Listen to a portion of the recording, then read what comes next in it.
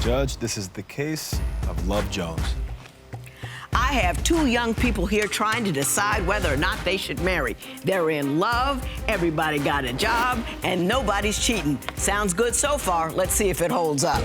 Court is now in session. The Honorable Judge Lynn presiding.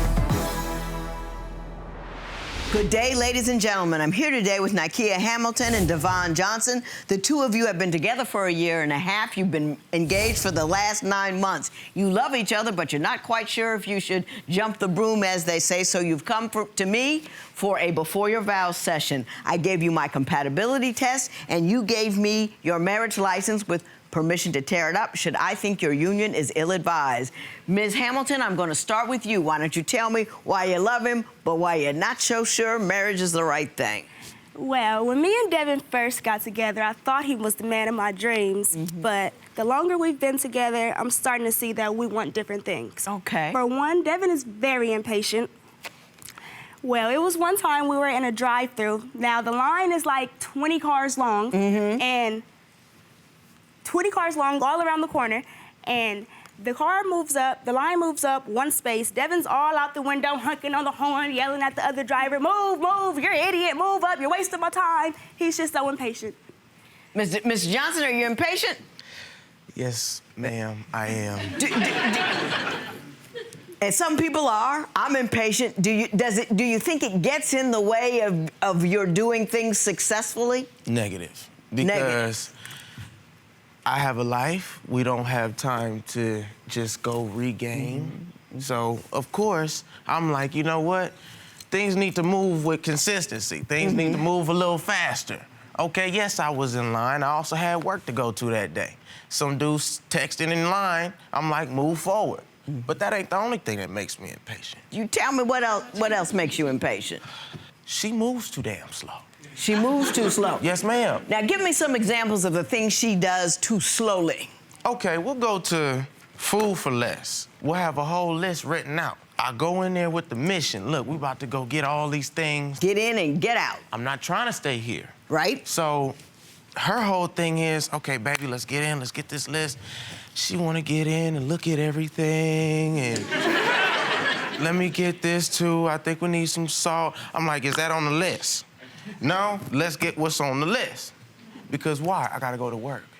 You know what I'm saying? Now, are you dilly-dallying in the store while this man is trying to get to work? All the time that he has to go to work. The thing is, Devan would do things like, he's just very impatient. He'd do things like, we'd be in the checkout line, and he'd go one by one to each person and ask them, can we go in front of them? And let somebody tell Devan that, and let somebody tell Devan no. He'd go to a whole nother checkout line and start from the back. Can we go next? We only got 2 things. Can we go next? We only got 2 things. And no. I mean, he's just impatient. It ain't Mr. me. Johnson, do you do that? I can't even price check when I go in the store. Sometimes, but look, all I'm saying is, when we're in a situation like that, oftentimes it's an urgent situation. Now, I don't know what she finds as urgent. I find life to be urgent. Like I said, work, I work 2 jobs, I do free phones, and I gotta get to the field because I work whenever I wanna work. But whenever I have her on my clock, it seems like we got 2 days to just waste. I don't have time to waste. So yes, I'm very impatient. My man over here is urgent. He's trying to get his dollar on. He's trying to make it. He's trying to shake it. He's trying to bake it. Are you slowing him down? Yes. No, I'm not slowing him down. Devan just very impatient. He's so impatient that he even wrecked my car. Tell me what happened then. I believe that you guys have a picture of it, actually. That is. Ooh. Oh, yes, there we go. That was quite the incident. Now, the story I was told was that he fell asleep behind the wheel, which is believable because we were both doing doubles that morning, and he was on his way to pick me up, so I could believe that story. But me knowing Devan, I know he was impatient because what I know what happened was because he was behind the 18-wheeler, and he was real close up behind it, and he couldn't see on either side, and so he decided to see if he could go this way, and he couldn't. And so when he went back this way, he ran up under the car. So that's what I believe that happened. He told me he fell asleep, but I know Devan is just very impatient, so. So, Mr. Johnson, what did happen during the accident? First of all, it was a 12-wheeler. Okay. That was a 12, U-Haul. he was up under it. Okay. I was one exit away from her, picking her up from work. I accidentally fell asleep behind the wheel. I wasn't rushing. I fell asleep behind the wheel, trying to pick you up from work. I accidentally crashed the car. I was nervous, I can't lie. Something about a woman that'll make a man nervous. So I called her. I said, baby, listen, I'm sorry. I crashed your car. I'm over here on the freeway. And she was like, oh my God, I left my Belmont bucks in there. You made me miss the auction. Oh my God. Belmont bucks? Yes, That's where I used to work. Oh. Yeah, she works for a caregiving agency named Belmont. Okay, and I got you. They was doing an auction. They would give her Belmont bucks. So she was sitting up here hollering at me about some Belmont bucks. When you were just in an I just accident. got out of a car accident. You made me miss the auction. They had good stuff that day. Okay, my father told me that if you ever feel the need to get aggressive with a woman, walk away. Everywhere you go, something gets broken. That's false, Your Honor, because listen, I have a reason for all of these. Did you run a forklift into something? Correct. The second time, no.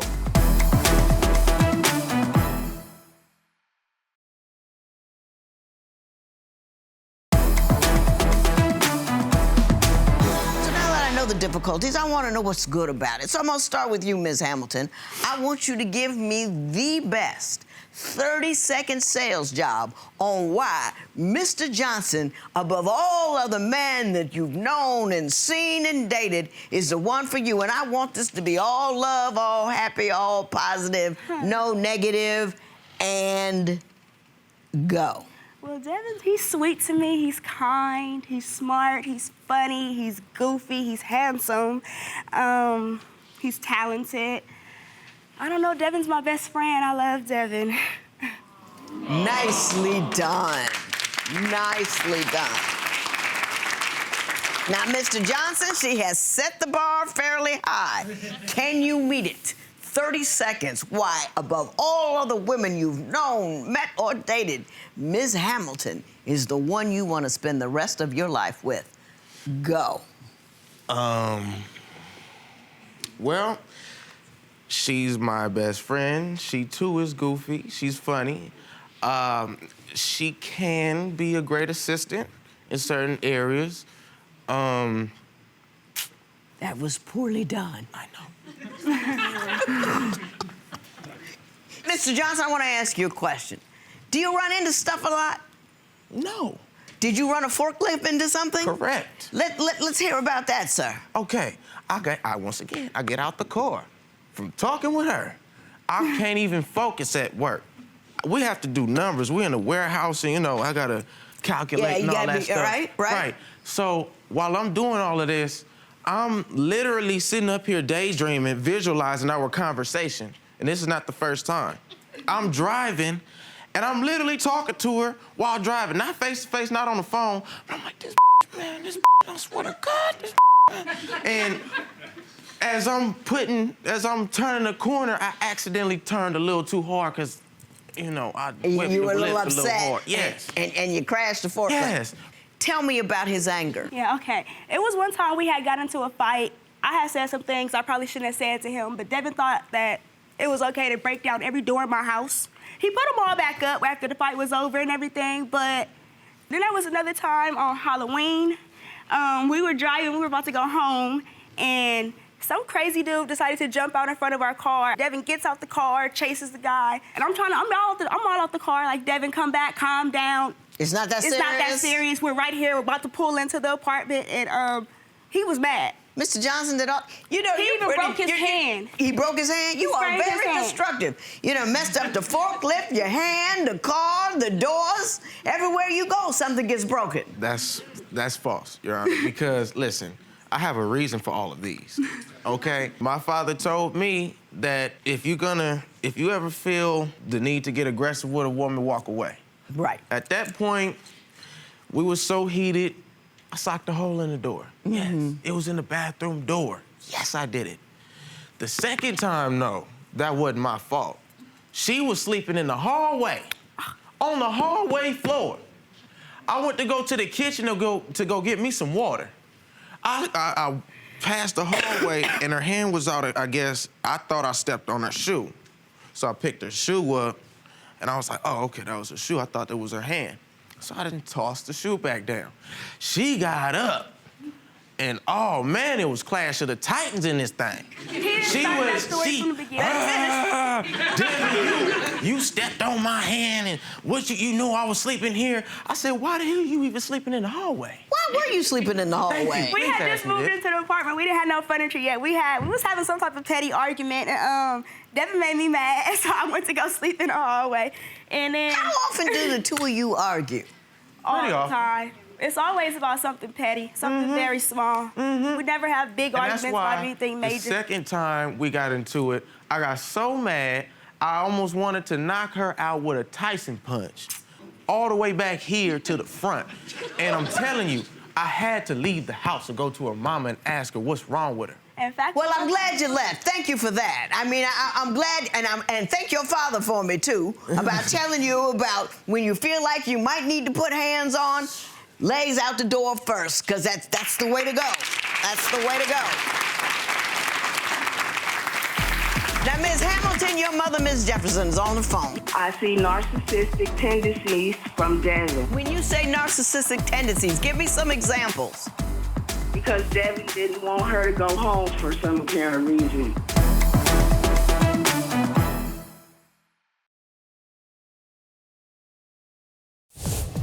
If you would like your case to be heard on divorce court, call us toll-free at 1-877-311-2222 or log on to our website at divorcecourt.com. Missed a show? Watch full episodes on our streaming platforms, and for exclusive content, go to Apple TV. Now, Ms. Hamilton, your mother, Ms. Jefferson, is on the phone. Yes, and I want to see what her opinion is of this union. Mrs. Jefferson, how are you? I'm good, thank you. Oh, you looking serious in that picture. Mrs. Jefferson, when you look at this union between your daughter and Mr. Johnson, what do you see, and do you believe they ought to get married? Maybe in the future, but not at this time. They're both too young. They're still in the learning stages of a relationship. They're good for each other.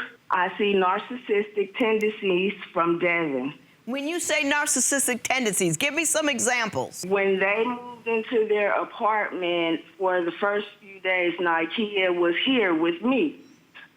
Because Devan didn't want her to go home for some apparent reason.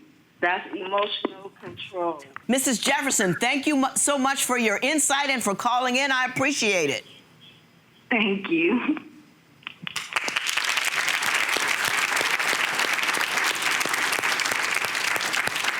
She brought up a very good point, and Ms. Hamilton, I want Denny in there. Talk to me. Do you believe that he is controlling emotionally?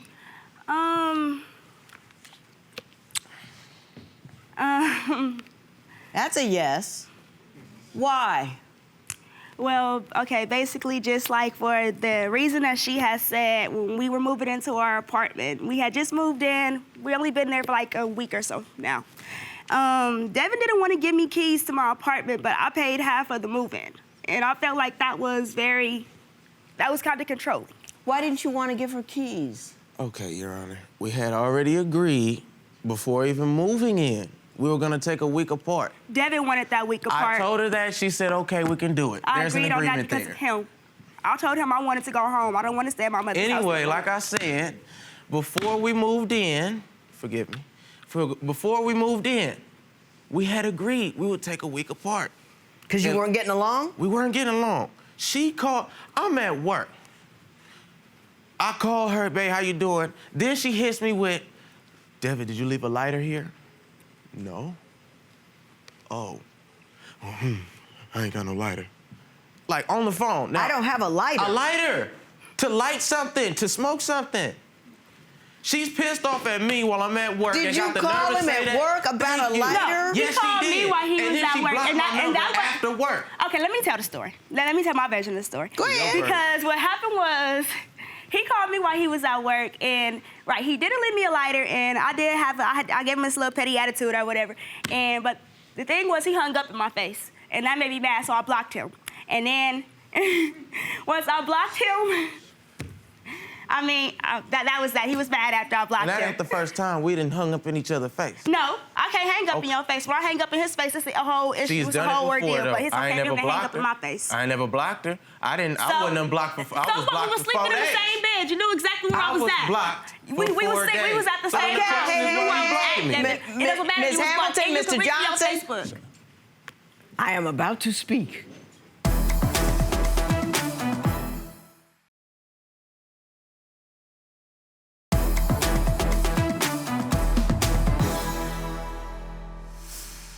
Y'all ain't got no business getting married. None whatsoever. Now, in the beginning of this proceeding, I was almost persuaded. I gave a thought to it. I was like, these are some hard-working people. They got jobs, they got direction, they got purpose. I don't get that in here a lot. And I was thinking, maybe despite their age, they might be able to hunker down and get this sucker done. And then the conversation continued, and everything just unraveled. Let me say this to you. You two are both very young. I believe that whole lot of fighting and arguing with a boyfriend is a sign to get rid of him. That's a personal thing. I never dated a dude more than a year before I married my husband. Because if you give me too much static, if I see too much I don't like, I get rid of you. Dating is for testing the waters. If the water is cold, get out. Do you know what I'm saying? Now, you may be the perfect couple for one another down the road. You may be, I think you are energetic, strong, focused. You have a sense of urgency about life and where you're going. That's a wonderful characteristic in a dude. And I think you're kind and that you're loving and that you really love this guy. But neither one of you is adult enough to engage in a successful relationship, because a successful relationship is about compromise, about understanding, about, you accept who they are for what they are. You help them adjust and grow, but you don't get mad about who they are because they come to you that way. Are you with me? Mm-hmm. Take your time, my people. Don't move in together. Take your time and date. We're applauding because you have no children. Mm-hmm. We think that is a very, very good thing. Very, very smart. Remain childless until you're married and sure. You with me on that? Impatience will kill you in the end. So I'm gonna take this. I ain't gonna tear it up in front of you because I don't want you to see that. I don't think you're bad people. I think this might work one day. But I'm just gonna slide it into my book, fold it over, and walk out with it. Y'all have a good day. This matter is adjourned. So Judge Lynn, she didn't tear up that marriage license. She just kind of tucked it away there for a minute. What are you guys willing to do now if you leave here today to kind of get back on the same page and eventually make it down the aisle? We just need to work on ourselves, work on each other, and hopefully we can make it down the aisle one day. She said you're not ready to get married just yet. At all. So what's your take on that? I think I'm gonna wait. I think I'm gonna wait. Probably past 30, maybe past 40. But I'm gonna wait. I'm gonna wait. We ain't got no kids right now. I got a lot of things on mine. A lot of things.